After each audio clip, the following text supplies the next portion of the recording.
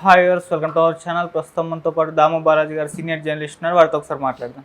Sir నమస్కారం. Sir, Devaraj cinema మన నిన్న థియేటర్లో రిలీజ్ అయింది. సో కాస్త మిక్స్డ్ టాక్స్ అయితే వచ్చినప్పటికీ కలెక్షన్స్లో అయితే చాలా బ్రహ్మాండంగా ఉంది. ఏకంగా టాప్ 5లో కూడా కలెక్షన్స్ వచ్చాయని చెప్తున్నారు. మరి ఈ దేవరాజ్ సినిమా కలెక్షన్స్ ఏ విధంగా ఉన్నాయి? ఓవరాల్గా మన తెలుగులో చూసుకుంటే టాప్ 5లో ఏ లిస్ట్లో ఉన్నాయి సార్? ఏ మూవీస్ ఉన్నాయి? దేవర సినిమా ముందు నుంచి కూడా రిలీజ్ అవ్వబోతుందని వచ్చినప్పటి నుంచి దాని మీద నెగిటివ్ టాక్ బాగా స్ప్రెడ్ అయింది. దీనికి ప్రధాన కారణం ఒకరు తెలుగుదేశం సోషల్ మీడియా కావచ్చు, తెలుగుదేశం వాళ్ళు. ఎందుకంటే తెలుగుదేశం వాళ్ళకి జూనియర్ ఎన్టీఆర్ పట్ల వ్యతిరేకత ఉంది. దానికి కూడా ఆబ్వియస్ కారణాలు ఉన్నాయి. జూనియర్ ఎన్టీఆర్ తెలుగుదేశం అధినేత చంద్రబాబు అరెస్ట్ అయినప్పుడు కనీసం ఒక ఫ్యామిలీ మెంబర్గా కూడా దాన్ని ఖండించడం కానీ తన పట్ల ఒక సానుభూతి చూపడం ఎవరెవరో చూపించారు, సంబంధం లేని వాళ్ళంతా చూపించారు, కానీ జూనియర్ ఎన్టీఆర్ చూపించలేదు. చాలా కఠినంగా ఉన్నాడు. అట్లాగే సీనియర్ ఎన్టీఆర్ తనకి దైవం అని చెప్పుకునే సీనియర్ ఎన్టీఆర్ శత జయంతి జరుగుతుంటే కూడా దానికి కూడా కావాలనే వారం రోజులు అపాయింట్మెంట్ ఇవ్వకుండా లేటుగా అపాయింట్మెంట్ ఇచ్చి తర్వాత కూడా నేను బర్త్డే ఫంక్షన్ ముందే బుక్ చేసుకునేసాను, రాలేకపోతున్నానని చెప్పాడు.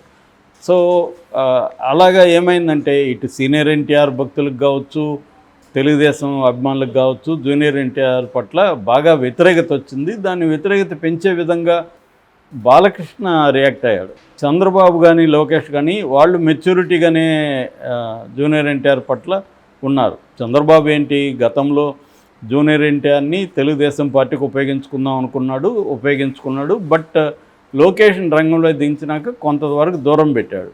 ఎందుకంటే ఇతను కూడా నేను సీఎం అవ్వాలని అప్పట్లో చిన్నపిల్లడు ఆ టైంకి ఇతను. సో అతను జూనియర్ ఎన్టీఆర్ సీఎం అని కళ్ళగండం ఇవన్నీ ఉంటే చంద్రబాబు ఆలోచించాడు, రేపు పొద్దున్న ఇది ఇబ్బంది అవుతుంది. అప్పటికి ఇంకా లోకేష్ ఇప్పటి స్థాయి ఒక నాయకత్వానికి ఎదగలేదు. సో లోకేష్ పట్ల బాగా నెగిటివ్గా ఉంది. అందుకు ఈ టైంలో కానీ జూనియర్ ఎన్టీఆర్ని తీసుకొస్తే లోకేష్ని ఇతను ఈజీగా డామినేట్ చేసేస్తాడు. ఇతనికి ఎందుకంటే అనర్గళంగా మాట్లాడడం కానీ హావభావాలు కానీ ఇవన్నీ ఉన్నాయి. ఆల్రెడీ సినిమాకు సంబంధించిన కరిష్మా కూడా ఉంది. అందుకని చంద్రబాబు రాజకీయంగా అతను ఆలోచించింది కరెక్టే. కాకపోతే జూనియర్ ఎన్టీఆర్కి ఒక పెద్ద హోప్ వచ్చి దాని తర్వాత పడిపోయేసరికి ఇబ్బంది అయింది. నిజానికి జూనియర్ ఎన్టీఆర్ని నందమూరి ఫ్యామిలీనే తొక్కేయాలనుకున్నారు. అందుకని 2001లో మన తారక రత్నతో 9 సినిమాలను ఒకరోజు ఓపెనింగ్ చేశారు.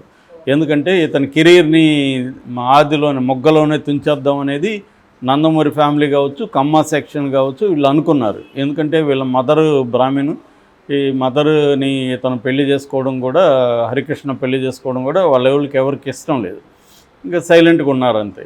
సో అలాగా వాళ్ళని దూరం పెట్టారు. కానీ అప్పుడు కూడా చంద్రబాబు ఎప్పుడైతే రాజకీయాల్లో ఇతను ఉపయోగించుకుందాం అనుకున్నాడో నందమూరి ఫ్యామిలీలో కూడా వాటిని పరిష్కరించి ఇతనికి తన బంధువుల అమ్మాయి నార్నే కుటుంబం నుంచి పిల్లని ఇప్పించి అవన్నీ చేశాడు చంద్రబాబు. ఆ రకంగా జూనియర్ ఎన్టీఆర్కి దానివల్ల తనకి పెరిగింది, తనకి పట్టు పెరిగింది.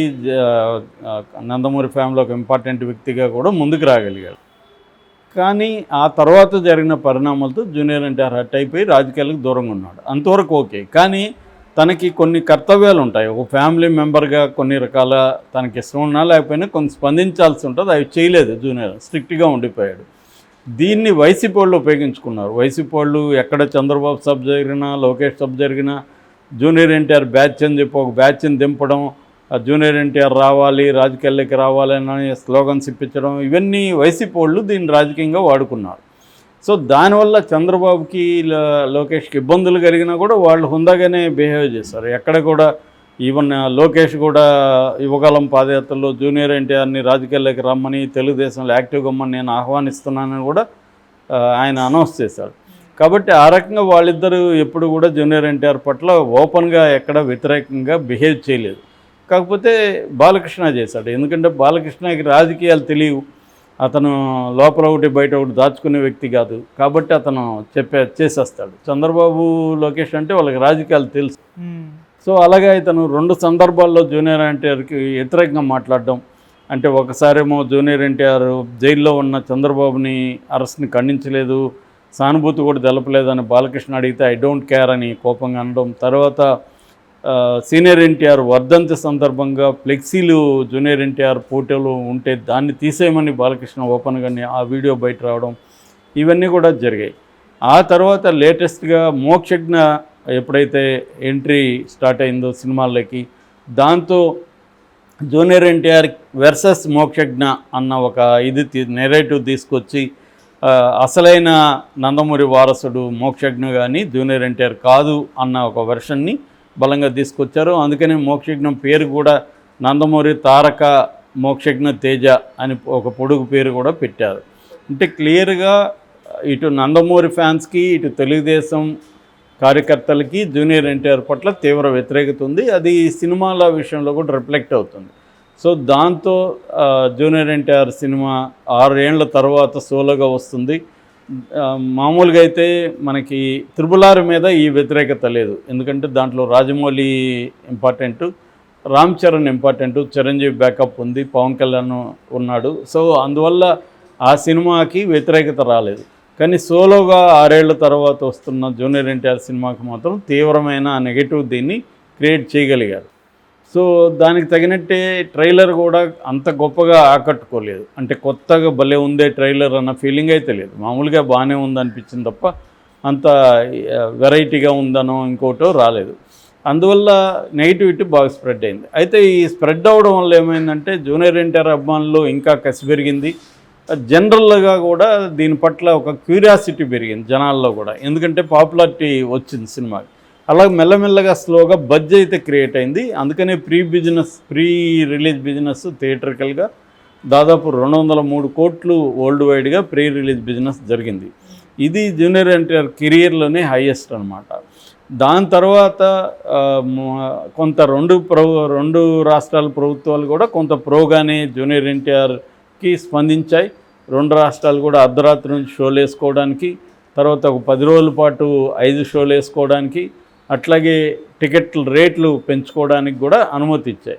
దానివల్ల కూడా కలెక్షన్లు బ్రహ్మాండంగా ఉన్నాయి. రెండోది, ముందుగానే టికెట్లు బుక్ అయిపోవడం కూడా ఒక చరిత్ర అని చెప్పచ్చు జూనియర్ ఎన్టీఆర్ కెరీర్లో. రిలీజ్కి ముందే టికెట్లు బుక్ అయిపోయినాయి, అందరూ కూడా ఇది చూడాలనుకున్నారు. రెండవది ఏంటంటే ఇప్పుడు వేరే సినిమాలు కూడా ఏమీ లేవు, కాంపిటీషన్ కూడా ఏమీ లేదు.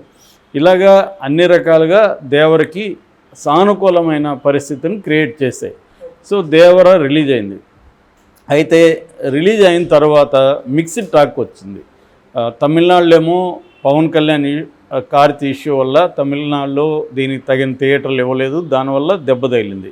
మిగతా ఓవరాల్గా కూడా మిక్స్డ్ టాక్ అయితే వచ్చింది. అయితే మిక్స్డ్ టాక్ జనాల్లోకి వెళ్ళి అది నెగిటివ్గా మారి సినిమాకి వెళ్ళొద్దు అనుకునేదానికి కొంత టైం పడుతుంది. ఫస్ట్ డే ఎక్కువ మంది బుక్ చేసుకునేసారు టికెట్లు, సాటర్డే సండే కూడా బుక్ చేసేసుకున్నారు. ఈ 3 రోజులు కలెక్షన్లు బ్రహ్మాండంగా అయితే ఉంటాయి. సో తర్వాత డ్రాప్ అయ్యే అవకాశాలు ఉండొచ్చు, లేకపోవచ్చు, డ్రాప్ కూడా కాకపోవచ్చు, చెప్పలేం. కానీ నిన్న మాత్రం బ్రహ్మాండంగా కలెక్షన్లు అయితే ఉంది, టాప్ 5లోకి వెళ్ళింది. ఇప్పటి వరకు మన తెలుగులో టాప్ 1లో ఫస్ట్ డే కలెక్షన్ల విషయంలో టాప్ 1లో త్రిబుల్ ఆర్ ఉంది. 223 కోట్లు వరల్డ్ వైడ్గా త్రిబుల్ ఆర్ కలెక్ట్ చేసి రికార్డు బ్రేక్ చేసింది. ఇప్పుడు టాప్లో అదే ఉంది. దాని తర్వాత కూడా మళ్ళీ రాజమౌళి సినిమానే బాహుబలి 2 217 కోట్లు కలెక్ట్ చేసి సెకండ్ ప్లేస్లో ఉంది. థర్డ్ ప్లేస్లో కల్కి, మొన్న రిలీజ్ అయిన కల్కి 180 కోట్లు కలెక్ట్ చేసి థర్డ్ ప్లేస్లో ఉంది. సలార్ 175 క్రోర్స్ కలెక్ట్ చేసి సలార్ ఫోర్త్ ప్లేస్లో ఉంది. ఇప్పుడు ఆదిపురుష్ మన ప్రభాస్ది, అది 140 కోట్లు కలెక్ట్ చేసి 5వ ప్లేస్లో ఉంది. ఇప్పటి వరకు టాప్ 5 అంటే ఈ 5 అనమాట. అంటే త్రిబుల్ ఆర్, బాహుబలి, కల్కి, సలారు, ఆదిపురుషు. ఇందులో ఒక రకంగా చెప్పంటే 4 సినిమాలు ప్రభాస్వే, ఒక్క సినిమాలో మాత్రమే ఎన్టీఆర్ ఉన్నాడు. సో అలాగా ప్రభాస్ 4 సినిమాలు, ఇంకా ఒక రకంగా రాజమౌళి 2 సినిమాలు టాప్లో ఉన్నాయి. ఇటువంటి కాంటెక్స్ట్లో ఇప్పుడు జూనియర్ ఎన్టీఆర్ నటించిన ఈ దేవర రికార్డు క్రియేట్ చేసింది. 5వ ప్లేస్లోకి అది వచ్చేసింది. అంటే ఆదిపురుషుని కూడా ఈక్వల్ అయిపోయింది. ఇది కూడా 140 కోట్లు కలెక్ట్ చేసింది. నిన్న వన్ డేలో దేవర వరల్డ్ వైడ్ కలెక్షన్స్ 140 కోట్లు కలెక్ట్ చేసి 5th ప్లేస్లోకి ఈక్వల్గా వెళ్ళిపోయింది అన్నమాట. ఇంకా మనకి ఖచ్చితమైన ఫిగర్లు వస్తే ఆదిపురుషుని కూడా దాటేసిందా లేదా మనం చెప్పచ్చు. ఇప్పటి వరకు స్థూలంగా వస్తున్న దాన్ని బట్టి ఇది ఫిగర్స్.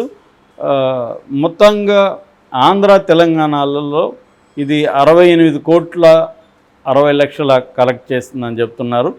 నార్త్ ఇండియాలో మాత్రం 7 కోట్లు కలెక్ట్ చేసింది. ఓవర్సీసు టోటల్ ఇండియా అన్నీ కలుపుకుంటే 140 కోట్లు మొత్తంగా కలెక్ట్ చేసింది. నెట్ ఇది వచ్చి గ్రాస్ కలెక్షన్, ఓకే. నెట్ వచ్చి 77 కోట్లు అని చెప్తున్నారు. ఇంకా పక్కగా లెక్కలు తేలి అఫీషియల్గా అనౌన్స్ చేయాల్సిన పరిస్థితి అయితే ఉంది. ఓవరాల్గా ఇదైతే రికార్డుని బ్రేక్ చేసింది. ఎన్టీఆర్ సోలోగా నటించిన సినిమాల్లో ఇదే హయ్యెస్ట్ కలెక్షన్, 140 కోట్లు అనేది. సో ఖచ్చితంగా దీని బడ్జెట్ 300 కోట్లు అంటున్నారు, పార్ట్ 1 బడ్జెట్. కాబట్టి అంత అయితే ఈజీగానే రికవర్ అయిపోయే అవకాశం